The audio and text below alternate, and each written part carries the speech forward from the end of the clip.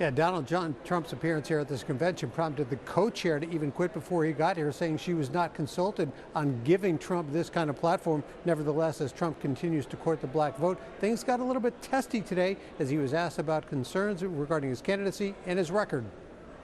Donald Trump taking the stage at the National Association of Black Journalists Convention, and right off the top got combative when asked by ABC's Rachel Scott about his disrespectful treatment of black female journalists and why black voters should support him. Well, first of all, I don't think I've ever been asked a question in such a horrible manner, a first question.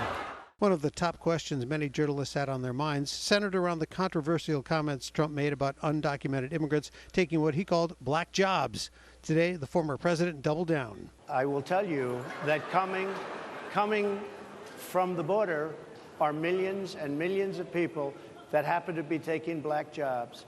You had the best.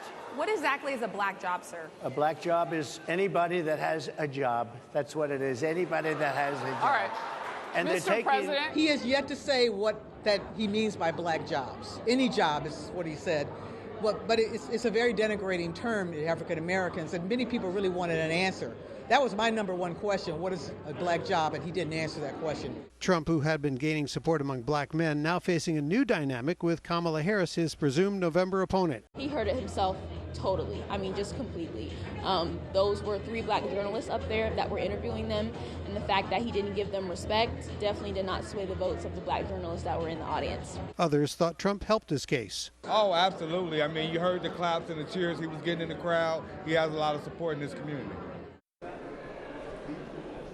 Vice President Kamala Harris was also invited but could not attend virtually or in person due to scheduling conflicts. The president of the NABJ saying that they are trying to work out a virtual meeting with her sometime after the convention.